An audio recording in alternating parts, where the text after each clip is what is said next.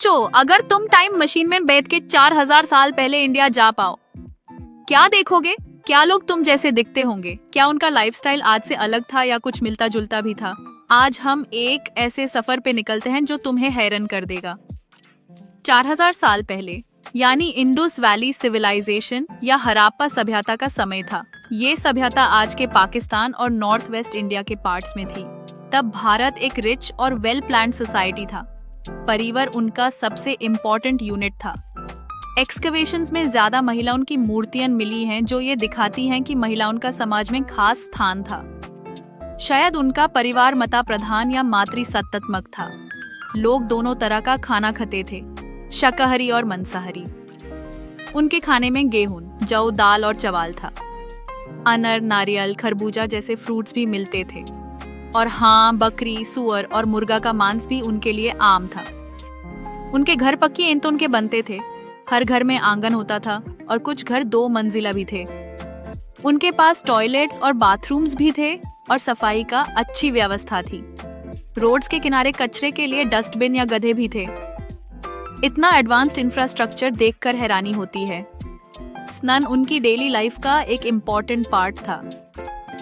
मोहेंजोदारो का great bath एक religious site था जहां लोग पवित्र स्नान करते थे। स्नान और शुद्धता उनकी संस्कृति का एक महत्वपूर्ण हिस्सा थी। मूर्तियों से पता चलता है कि लोग कॉटन और वुल के कपड़े पहनते थे। महिलाएं छोटे लहंगा जैसा कुछ और पुरुष धोती और शॉल पहनते थे। उनके पास कोम, कजाल और सुंदरता की चीजें भी थी।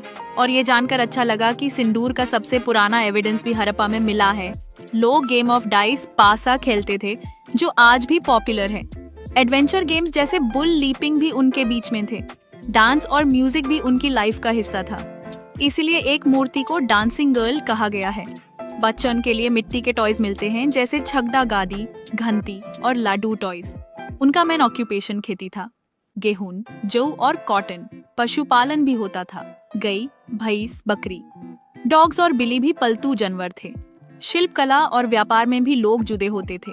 उनकी सबसे महत्वपूर्ण देवी मातृका थी, एक फर्टिलिटी गॉडेस। एक सील में एक योगी की तस्वीर मिली है जिसे लोग पशुपति मानते हैं, जो आज के भगवान शिव से मिलती है। मंदिर नहीं मिले इसलिए लोग घर में या ओपन स्पेस में पूजा करते थे। सबसे बड़ा क्लिफहैंगर यह है कि आज तक हड़प्पा की लिपि डिकोड नहीं हो सकी है। क्या वो पिक्टोग्राफ्स थे या एक एक्चुअल लैंग्वेज थी? इस पे अभी भी डिबेट चल रही है। जब तक ये लिपि समझी नहीं जाती, हड़प्पा के लोगों की भाषा एक अनसुलझा राज ही रहेगी। कुछ लोगों को जलाकर उनकी आश मिट्टी के गड्ढे में रखी जाती थी और कुछ लोगों को दफनाया जाता था। ये उनके आफ्टर लाइफ में विश्वास को दिखाता है, जैसे आज के हिंदू धर्म में होता है। तो दोस्तों, सोचो आज हम जिस भारत में रहते हैं उसकी जादन कितनी गहरी है। हड़प्पा के लोगों की लाइफ ने हमें एक मिरर दिया है जिसमें हम अपने पास्ट को देख सकते हैं।